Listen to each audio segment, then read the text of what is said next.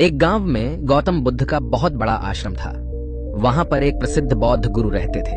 वहां पर उनका एक शिष्य बहुत बोलता था।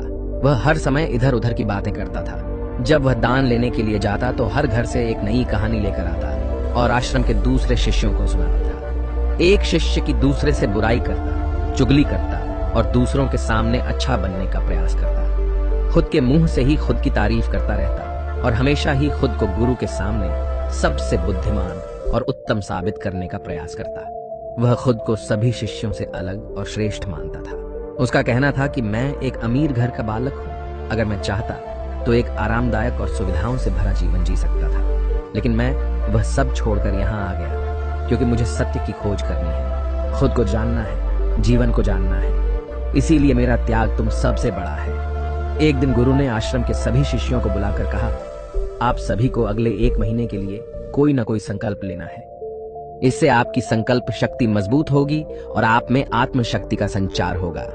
आप सभी अपने सामर्थ्य के अनुसार कोई भी संकल्प ले सकते हैं और यदि 1 महीने से पूर्व आप में से जिसका भी संकल्प टूट जाएगा तो वह अपनी पुरानी दिनचर्या में वापस आ जाएंगे। सभी शिष्यों ने अपनी शक्ति के अनुसार छोटे बड़े संकल्प लिए और गुरु को अपने अपने संकल्प के बारे में बताकर वहां से चले गए।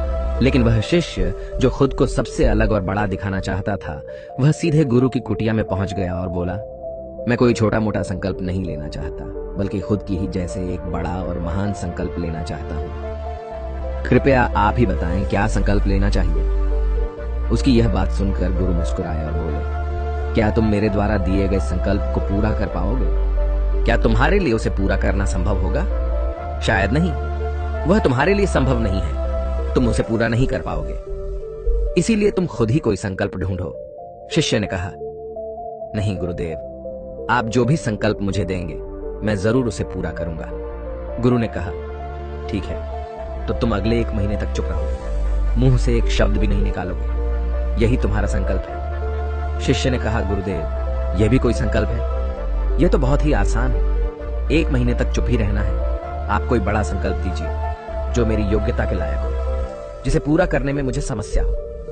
गुरु ने कहा, पहले तुम इस संकल्प को तो पूरा करके दिखाओ। शिष्य ने गुरु की बात मान ली और वह उसी समय चुप हो गया और पलटकर कुटिया से बाहर चला गया। उसे चुप रहना बहुत आसान लग रहा था। उसने एक दिन तो जैसे तैसे चुप रहकर काट लिया, लेकिन दूसरे दिन से उसके मन में ना बोलने का बोझ बढ़ने लगा। तीसरे दिन उसे भारीपन महसूस होने लगा और चौथे दिन उसके अंदर एक अजीब सी बेचैनी होने लगी, क्योंकि आसपास आश्रम के सभी शिष्य एक दूसरे से बातें कर रहे थे। वह भी अपना पक्ष उनके सामने रखना चाहता था, उनकी बोलती बंद कर देना चाहता था, लेकिन उसका संकल्प उसके आड़े आ रहा था। इसीलिए वह पूरे दिन सिर्फ मुंह और आंखें बनाता रहता। इसी तरीके से कुछ दिन और बीते और वह शिष्य बीमार पड़ गया। उसका सिर फटा जा रहा था। उसका खाने पीने तक का मन नहीं कर रहा था। वह सिर्फ बोलना चाहता था। वह गुरु के पास गया और उनके सामने बैठकर लिखकर उन्हें बताया, गुरुदेव, मैं बोलना चाहता हूँ। बिना बोले मुझे सांस नहीं आ रही। मेरा दम घुटता जा रहा है। मैं अंदर ही अंदर पागल हुआ जा रहा हूं। मैं क्या करूं? संकल्प तोड़ दूं क्या? यह पढ़कर गुरु मुस्कुराए और बोले, संकल्प तो तोड़ने के लिए ही होते हैं, लेकिन जो अपने संकल्प को पूरा कर लेता है वही अपनी आंतरिक शक्ति को बढ़ाता है, और जो अपनी आंतरिक शक्ति को बढ़ा लेता है वह समाज और जागृति की राह पर आगे बढ़ जाता है। संकल्प का लेना भी तुम्हारे हाथ में था और इसे तोड़ना भी तुम्हारे ही हाथ में है। तुम्हारे बहुत से भाई अपने संकल्प को तोड़कर अपनी पुरानी दिनचर्या पर वापस आ चुके हैं। अगर तुमसे नहीं हो पा रहा तो तुम भी संकल्प तोड़कर अपनी पुरानी दिनचर्या पर वापस जा सकते हो। लेकिन याद रहे, अगर आज तुम इस छोटे से संकल्प को नहीं संभाल पा रहे तो तुम अपनी बाकी की पूरी जिंदगी को कैसे संभाल सकोगे? बाकी फैसला पूरी तरह से तुम्हारे हाथों में है। गुरु की यह बात उस शिष्य के दिल में चोट कर गई। वह बिना कुछ बोले वहां से वापस चला गया और खुद को अपनी कुटिया में बंद कर लिया। वह केवल अपने जरूरी कामों के लिए ही कुटिया से बाहर निकलता, बाकी सारे समय कुटिया के अंदर ही बैठा रहता। 15 दिन बीत चुके थे और आश्रम के लगभग सभी शिष्यों का संकल्प अब तक टूट चुका था, लेकिन उसका संकल्प अभी भी जारी था।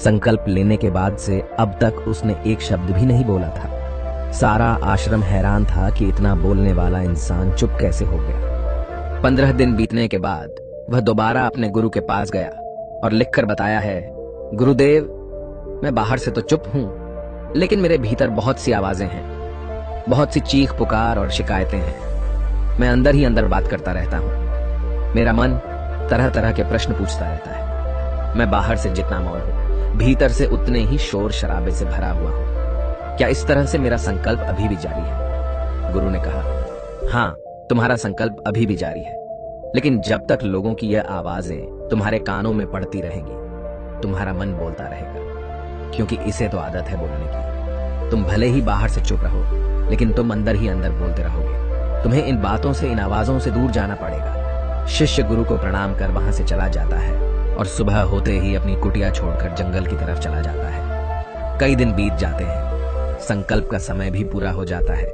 लेकिन शिष्य लौट कर नहीं आया। आश्रम में सभी को डर था कि कहीं जंगली जानवर ने उसे खा ना लिया हो। इस बीच उसे ढूंढने की बहुत कोशिश की गई, लेकिन वह कहीं नहीं मिला। सभी गुरु भाइयों ने मान लिया था कि जंगली जानवरों ने उसे अपना शिकार बना लिया है, लेकिन गुरु को ऐसा नहीं लगता था। एक दिन आश्रम का एक अन्य शिष्य गुरु के पास आया और बोला, गुरुदेव, हमारे उस अधिक बोलने वाले भाई के साथ क्या हुआ होगा? क्या जानवर ने उसे मार दिया होगा? गुरु ने कहा, हो सकता है कि जानवरों ने उसे अपना शिकार बना लिया हो, लेकिन उसके न लौटने की एक दूसरी वजह भी हो सकती है। शायद उसे वह मिल गया है जिसके लिए वह गया था। फिर शिष्य ने पूछा, गुरुदेव, क्या ज्यादा बोलना इतना हानिकारक होता है? गुरु ने कहा, इंसान के जीवन के बहुत सारे दुखों में से एक दुख यह भी है कि वह कभी चुप नहीं रह सकता, हमेशा कुछ ना कुछ बोलता ही रहता है। सिर्फ हमारे बोलने के कारण हमारे आधे से ज्यादा दुख पैदा होते हैं। परिवार के अधिकतर झगड़ों की वजह हमारा बेमतलब बोलना ही होता है। हम में से कोई भी चुप नहीं रहना चाहता। हम बस सामने वाले को सुना देना चाहते हैं। जो भी हमारे मन में है सब निकाल कर उसके मन में बैठा देना चाहते हैं। उसे समझा देना चाहते हैं कि देख, तू गलत है और मैं सही। और इस तरीके से सब एक दूसरे की सड़ी गली बातों को ग्रहण कर रहे हैं। इस तरीके से सुनने और सुनाने का यह काम जिंदगी भर चलता रहता है। लेकिन इस नासमझी में हम अपना समय, अपना जीवन, अपनी समझ और सबसे महत्वपूर्ण व कीमती पल जो जिए जा सकते हैं, जिनको अनुभव किया जा सकता है, जिनमें आनंद को प्राप्त किया जा सकता है, यह सब खो देते हैं। लेकिन इसके बदले हमें मिलता क्या है? कुछ नहीं, सब व्यर्थ और बर्बाद हो जाता है। इस पागलपन में हमने क्या खो दिया, इसका एहसास केवल कुछ ही लोगों को हो पाता है। बाकी लोग जैसे उन्हें अपने आने का पता नहीं, वैसे ही उन्हें अपने जाने का भी पता नहीं चल पाता। शिष्य ने कहा, तो फिर इसका समाधान क्या है? गुरु ने कहा, पूरी जागरूकता के साथ अपने विचारों को देखना यही एकमात्र तरीका है। सारी मानसिक समस्याओं का वर्तमान में रहकर चिंतन करना, पूरी जागरूकता के साथ अपना काम करना जिंदगी में चमत्कारिक बदलाव ला देता है। उसके बाद वह शिष्य गुरु से अपने प्रश्नों का उत्तर पाकर उनको प्रणाम करके वहां से चला गया। उस शिष्य को आश्रम छोड़कर गए हुए 3 महीने का समय बीत चुका था, लेकिन उसकी कोई खबर न थी। अब तक तो सभी गुरु भाइयों ने भी उसके वापस लौटने की उम्मीद छोड़ दी थी, लेकिन एक दिन वह आश्रम लौट आता है। उसे देखकर सभी के आश्चर्य और खुशी का ठिकाना न रहा। लेकिन अब वह नहीं था जो यहां से गया था, वह कुछ और ही बनकर वापस आया था। उसके अंदर एक गजब का बदलाव महसूस किया जा सकता था। उसके चेहरे पर एक गजब का ठहराव और आंखों में बनी शांति थी। आश्रम में आते ही सभी गुरु भाइयों ने उसे चारों तरफ से घेर लिया और बातें करने लग गए। वह भी अपने गुरु भाइयों से बातें करने लगा। उससे बात करने वाले सभी ने यह अनुभव किया कि अब वह पहले जैसा उतावला और बातूनी नहीं रह गया था। उसके मुंह से एक एक शब्द बहुत ही सुलझे हुए और मधुरता के साथ निकल रहे थे। थोड़ी देर तक गुरु भाइयों से बात करने के बाद वह सीधा गुरु की तरफ चला गया। उसने गुरु के चरण छुए और कहा, गुरुदेव, क्या मैं अब भी मौन हूं? क्या अब भी मेरा संकल्प जारी है? गुरु ने कुछ देर तक शिष्य की आंखों में बड़े ध्यान से देखा और कहा, हाँ, तुम अब भी मौन हो।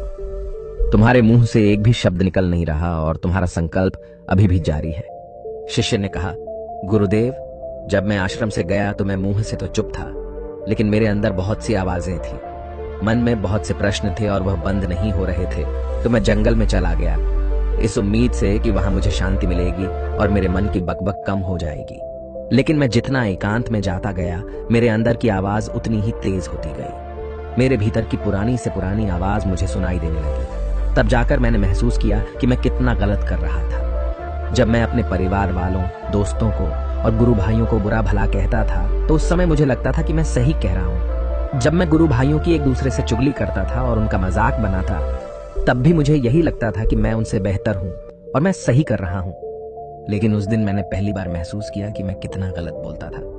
काफी दिनों तक ये आवाजें, ये शिकायतें मेरे अंदर चलती रहीं, लेकिन धीरे धीरे करके एक दिन ये सारी आवाजें मेरे अंदर से समाप्त हो गई। अब मैं भीतर से भी मौन हो गया। उस घने जंगल में बाहर से कोई बोलने वाला था नहीं और भीतर कोई आवाज बची ही नहीं थी, और मैं उस दिन पहली बार मौन का सही अर्थ समझा। मेरे चारों तरफ बहुत शांति थी। हालांकि अभी भी कुछ आवाजें आ रही थीं जो पहले भी आती थीं, लेकिन मैं उन्हें सुन नहीं पाता था। पर अब वह सभी आवाजें मुझे स्पष्ट रूप से सुनाई दे रही थीं। हवा के चलने की आवाज, चिड़ियों के चहकने की आवाज और पानी के बहने की आवाज। ये सभी आवाजें मैंने पहली बार पूरे होश पूर्वक सुनी।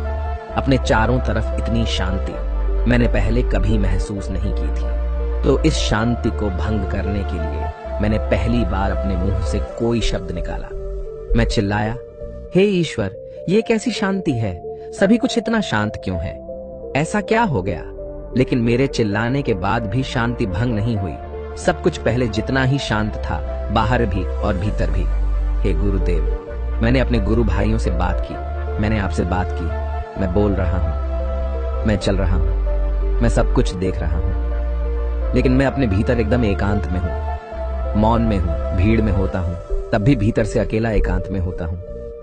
जब मैं खुद में भी शोर करना चाहता हूं तब भी एकांत में ही होता हूं। अब सब दिखाई पड़ने लगा है, सब सुनाई पड़ने लगा है। गुरु ने कहा, जब तक हम बाहर की तरफ बोलते रहेंगे, भीतर अशांति ही रहेगी। लेकिन जिस दिन हम भीतर की तरफ मुड़ जाएंगे, तब हमारे मुंह से कुछ भी निकलेगा, हम शांत ही रहेंगे। दुनिया में जितनी भी बुराइयां हैं, ज्यादातर हमारे बोलने से ही उत्पन्न होती है, क्योंकि हम चुप रहना नहीं चाहते। हम जितनी जरूरत है उससे कहीं ज्यादा बोलते हैं। हम सामने वाले को सुनना नहीं चाहते, बल्कि उसकी बोलती बंद कर देना चाहते हैं। उसे समझा देना चाहते हैं कि मैं कौन हूं, मैं क्या कर सकता हूं, और यही हमारी जिंदगी का मकसद बनकर रह जाता है। हमारी सारी ऊर्जा व्यर्थ के बोलने में बर्बाद होती रहती है। ऐसे ही समाज में लोगों का जीवन दुखों से भर जाता है, जो हमेशा एक दूसरे को सुनाने में लगे रहते हैं। कभी एक दूसरे को सुनना नहीं चाहते, समझना नहीं चाहते, और चुप रहना तो उन्होंने कभी सीखा ही नहीं, क्योंकि चुप रहना उन्हें छोटा महसूस करवाता है। दुनिया की सभी लड़ाइयों का कारण हमारा बोलना ही है। इसलिए हमें सिर्फ उतना ही बोलना चाहिए जितना जरूरी हो, क्योंकि व्यर्थ का बोलना ऊर्जा को नष्ट करना है, और यह बोलना ही हमें कभी अपने भीतर की ओर लौटने नहीं देता, क्योंकि यह हमें बाहर की ओर खींच कर रखता है, और बाहर है ही क्या इस संसार के अलावा। लेकिन अगर अपने भीतर के संसार की ओर मोड़ना है तो इस मुंह को बंद ही रखना चाहिए। इसीलिए जितने भी बुद्ध हुए, आत्मज्ञानी हुए, वह सभी एकांत की ओर भागे, ताकि उन्हें ज्यादा न बोलना पड़े, ज्यादा सुनना न पड़े।